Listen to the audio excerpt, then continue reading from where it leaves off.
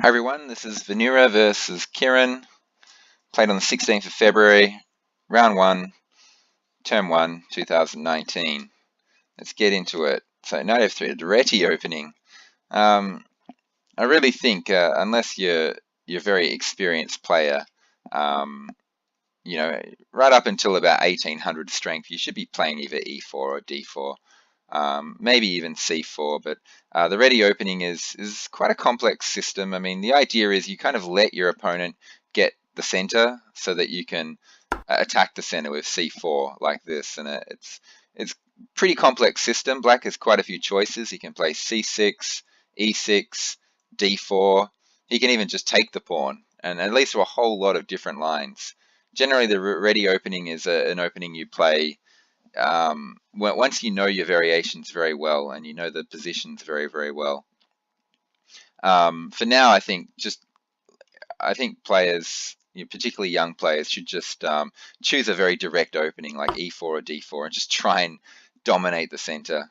The Reti is not really, I don't think it's a good, you're not really trying to win the game. You're not trying to assert your dominance over your opponent, which you really should be doing as white. As black, maybe playing some of these sneakier systems, but as white, I think just throw pawns in the middle and try and smash their king off the board is probably the best way to play. But let's see how it panned out. So d5 and then d4. So this is transposed back into a d4 opening. The biggest problem for white is that if you play knight f3, you need to have something ready for c5. You need to have something ready for knight f6 or g6. Even d6 is a move, and then sometimes even see b6. And black can play just about anything, and white's pretty good, and white's can't really punish it. Whereas if you play e4 or d4 and your opponent starts playing little things like b6, black can get into really, really horrible positions really quickly. But against knight f3, black can do whatever he wants, and his position is not going to be horrible. So d5, d4. So this is transposed into a queen's pawn opening. Let's see how it happened. Okay, knight c6. Well, I mean, yeah, I'm happy the engine's agreeing with me on this one. I do not want the knight sitting here. I speak about this a heck of a lot. The knight does not want to be on c6 while this pawn is on c7. Once the pawn's on c5, the knight definitely wants to be there. But here, I mean, all that needs to be played is something like c3 a bit later on, or very soon. And this knight has no future. Even if c3 doesn't get played, this knight doesn't really have a future. Even if c4 gets played, this knight is not the most comfortable knight in the world. It just, it doesn't want to be there. I really think a move like knight f6 is much better. It's far more flexible, and you can still got the option of going for c5 or c6 to defend your pawn. And this knight has the option, in some lines it may still go to c6, but it has the option of going to d7, which is usually a better square because it helps the c5 and e5 push and backs up this knight. Okay, so knight c6, knight c3.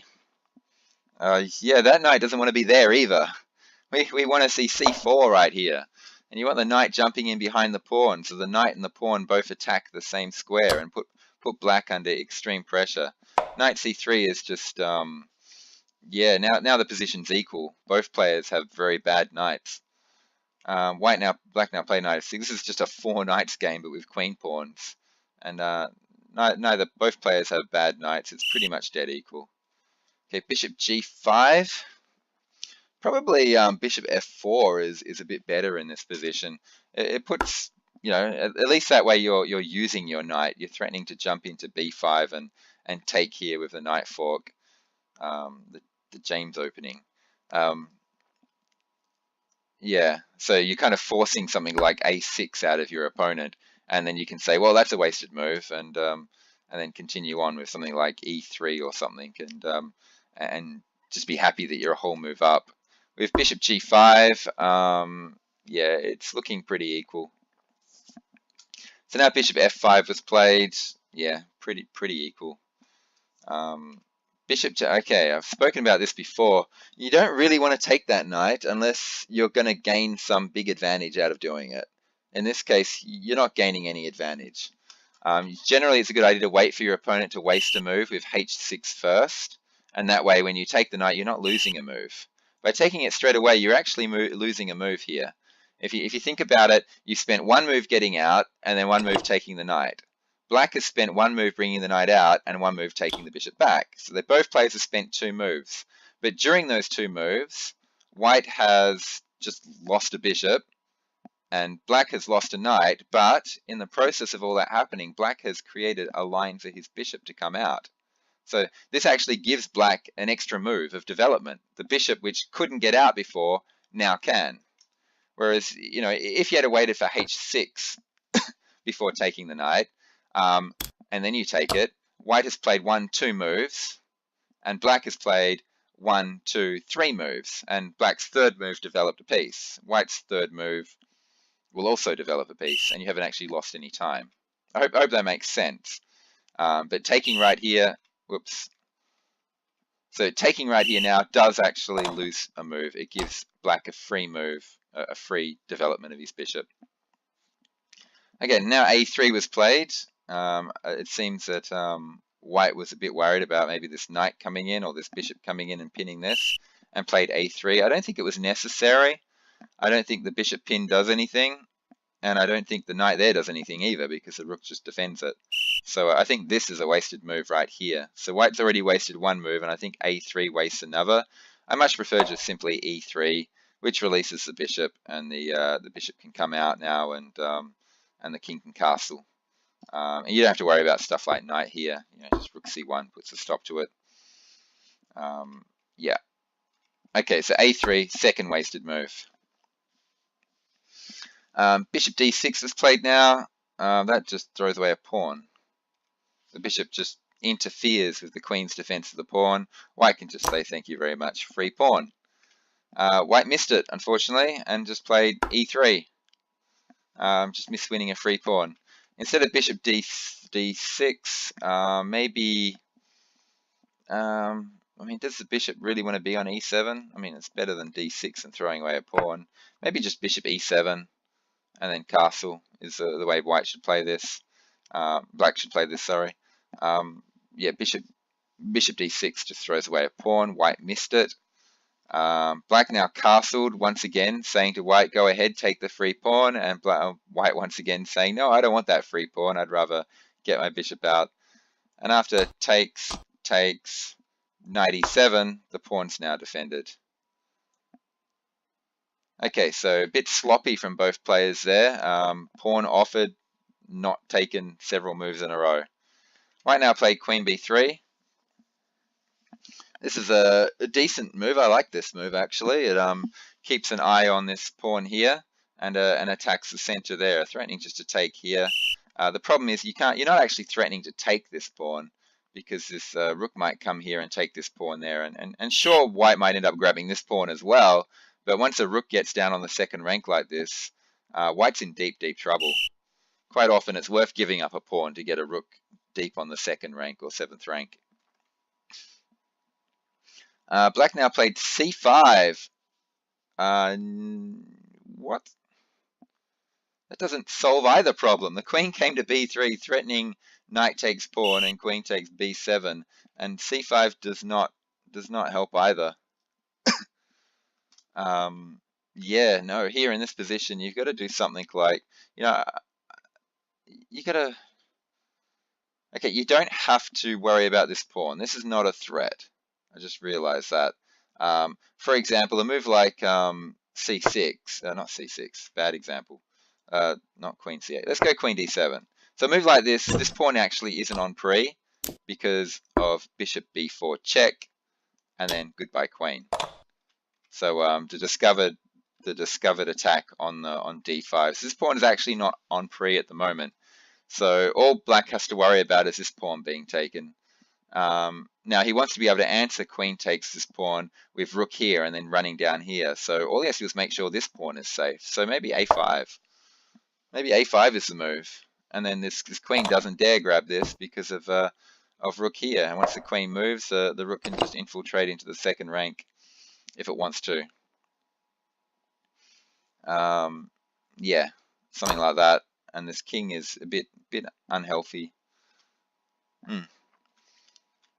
A5 is one choice. Let's see if we just look at what the engine says. The engine is saying don't play rook here, but it actually just wants to play A4 now, which takes away the escape square from the queen. I think the engine is trying to trap this queen. And I think the idea is simply to play queen D7 and then rook across here, and then try and grab this pawn. Either way, this queen is out of place on this square. Okay, anyway, so c5 is really bad from the point of view of the fact that now we can steal this pawn for free, because the pawn on c5 blocks the bishop check. So after takes, there's no bishop b4 check, and then queen takes queen anymore, because your own pawn is stopping it. So c5 stopped your own tactic, which was defending this pawn indirectly. So yeah, a5 is good. Even just rook b8, even if you don't want to go into all that complicated stuff, just rook b8 defending the pawn is it seems okay to me. And you've just got an equal position here, and this can't be taken, of course, because of the aforementioned tactic. And you play c6 later on and protect the pawn, and the position looks pretty even to me. Okay, so after c5, white then took on c5. Yeah, I really do think taking here was best. Absolutely. Taking advantage of the fact that this bishop is blocked in. By taking on c5, you're actually eliminating that tactic now. So after the bishop took on c5, now you can't steal the pawn anymore. However, you can play d4. And that was what was played. The bishop can now drop back to b6, which it did, and that stops any sort of queen stuff happening down in this corner here. Now, the move played here was queen c2. I don't like this move at all. It seems like I already know what white's plan was because I've discussed this on the day with the player in question. And white's plan was quite a clever little idea of playing g4, g5, and after the swap off of pawns, the knight comes in here with ideas of checkmating down here using the knight on g5 and the queen on h7.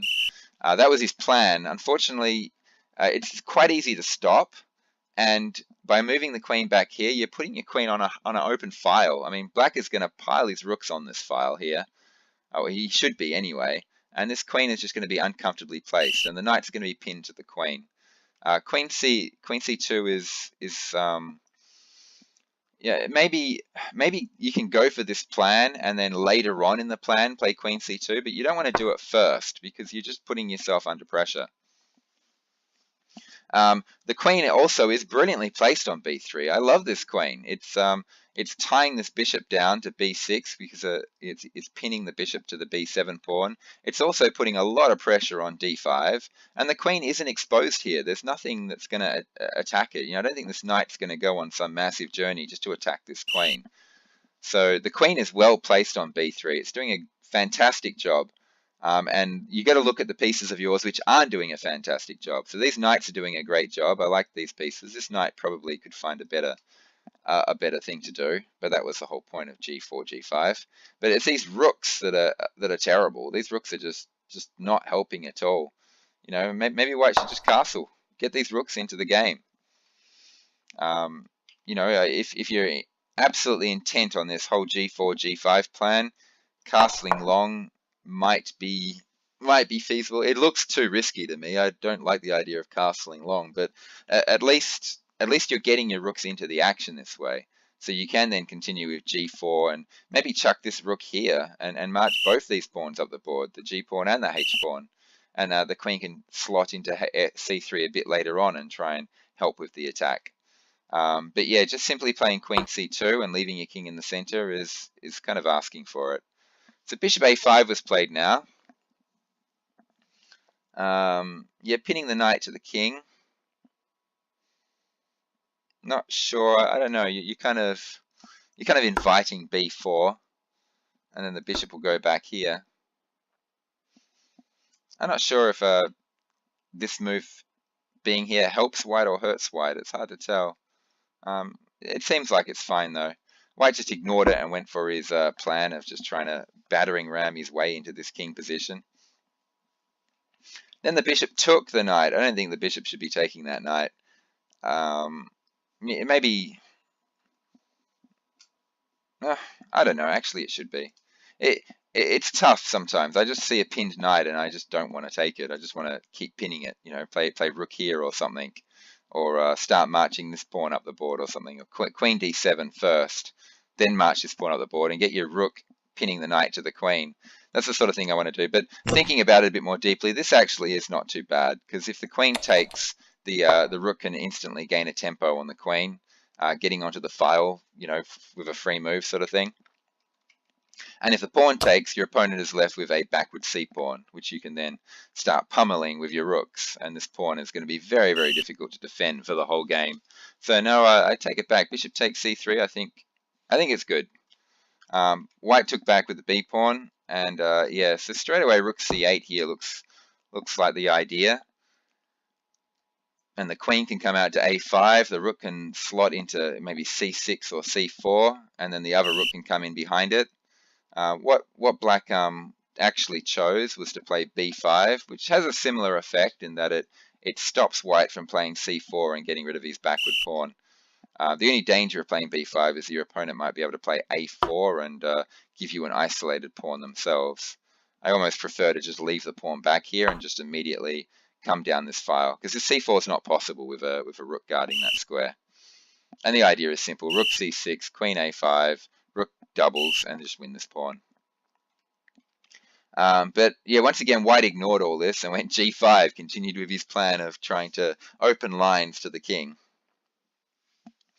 So black took, white took back, and now a move like f5, for instance, just puts a stop to this whole thing straight away. The only problem with f5, of course, is knight e6. Even after knight e6, the engine still thinks that black is doing okay. So the weakness here, this weakness is so bad that that even the exchange down, the engine still thinks black is doing quite okay. But instead of that, I mean, you've got knight g6, which just puts a stop to that checkmate straight away. The biggest problem, of course, with knight g6 is something like h4, with the idea of trying to play h5, dislodge the knight. Oops. Idea of playing h5 and then trying to mate on h7.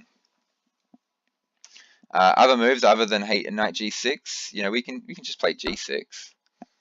You know, this looks like it's running straight into a h pawn hack with h4.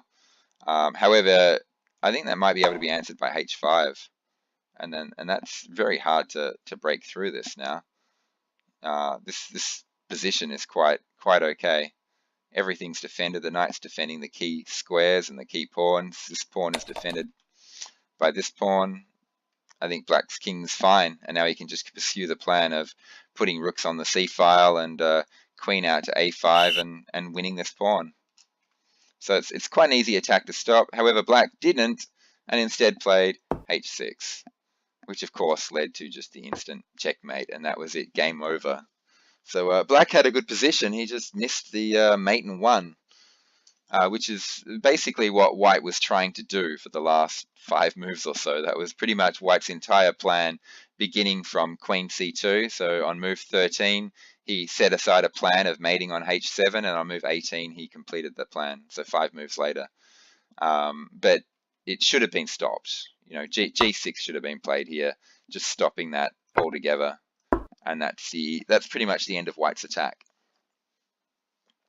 Okay, I hope you all learned something from this. The one big thing is that I hope everyone learns is that against good players, this sort of straightforward let's mate on h7 plan isn't going to work. You know, I mean, it worked against poor Kieran here. Unfortunately, he completely missed it. But he's new to the class, and he probably first week back after a long break, his brain wasn't quite in full gear yet.